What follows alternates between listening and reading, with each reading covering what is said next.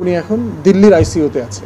এখন দিল্লির আইসিইউ থেকে উনি কিভাবে মুক্ত হবেন, সুস্থ হবেন, দেশে পাচ্ছি আওয়ামী আমলে যারা প্রচুর পয়সা কামিয়েছে তারাই এখানে যোগসাজশ করে যে জায়গাতে পয়সা দিয়ে পদ টিকিয়ে রাখা যাবে সেই জায়গাগুলোতে তারা পয়সা বিনিয়োগ করছে।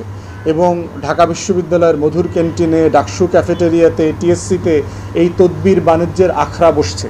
জায়গায় জায়গায় জায়গায় জায়গায় ছোটো ছোটো মিটিং বসে বসে রাত 1টা 2টা 3টা পর্যন্ত এখানে লেনদেন করা হচ্ছে।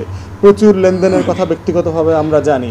একজনের কথা শুনলাম, সে একজন সাব রেজিস্ট্রার ট্রান্সফার করেছে এক জায়গায় 5 কোটি টাকার বিনিময়ে। সো এই ধরনের ঘটনাগুলো খুবই দুঃখজনক। এবং যদি কেউ মনে করে থাকে যে যারা তদবির বাণিজ্য করছে তাদের এই কথাগুলো গোপন থাকবে, এটা কেউ জানবে না, বাস্তবতাটা এমন না।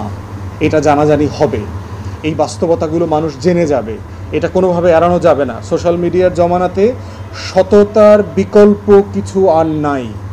মিথ্যাচার করে মানে রংঢং মিশায়ে জাতিকে মানে বিভ্রান্ত করবার যে জায়গাটা ছিল আগে অ্যানালগ জমানাতে, এইটা এখন পারা যাবে না।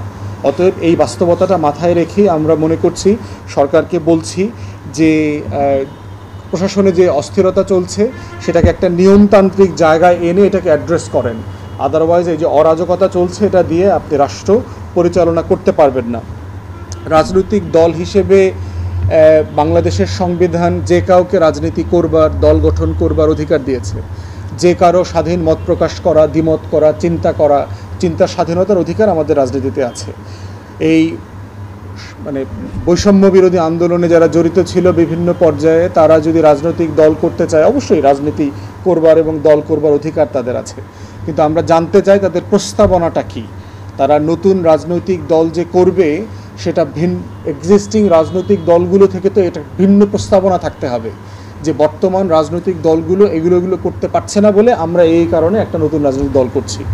এবং তারা যে কারণে জাতির সিম্প্যাথি পেল, যে কারণে তাদের আন্দোলন, সেখান থেকে তারা কিভাবে এখন রাজনৈতিক দলে রূপান্তরিত হবে একটা প্রসেস ব্যাখ্যা তাদের পক্ষ থেকে দিতে হবে। আমরা দেখেছি যে নাগরিক কমিটি নামে একটা কমিটি হয়েছে, আমরা তাদেরকে স্বাগত জানিয়েছি, কারণ তারা বলেছে তারা রাজনীতি করবে না, তারা একটা প্রেশার গ্রুপ হিসেবে কাজ করবে। সরকারের বিভিন্ন বিষয়ে কিভাবে সমালোচনা করা যায়, যে সমস্যার সমাধানগুলো হচ্ছে না সেগুলো নিয়ে কথা বলা, নাগরিক সমাজের সাথে মত বিনিময় করা, সেগুলো তারা করবে। তো সেক্ষেত্রে ছাত্র সমাজ যদি দল করে মোস্ট ওয়েলকাম। সমস্যা হচ্ছে এই দল করবার ব্যাপারে কিছু কিছু প্ল্যাটফর্ম থেকে কথা আসছে, যেমন টিআইবি থেকে কথা আসছে। যদি প্রচ্ছন্ন ইঙ্গিত দেয়, এটা আমাদের জন্য ভাবনার বিষয় আছে। তাই আমরা মনে করছি যে কারো রাজনৈতিক করবার যেমন অধিকার আছে, কিন্তু সরকারকে কাজে লাগিয়ে, সরকারের ক্ষমতাকে কাজে লাগিয়ে, রাষ্ট্রকে ব্যবহার করে, ডিসিএসপির অফিসকে ব্যবহার করে, প্রোটোকল ব্যবহার করে যদি কেউ দল করবার প্রয়োজন বোধ করে এবং করার চেষ্টা করে, এইটা ওয়ার্ক করবে না। এটা আপনাদেরকে বলে দিচ্ছি।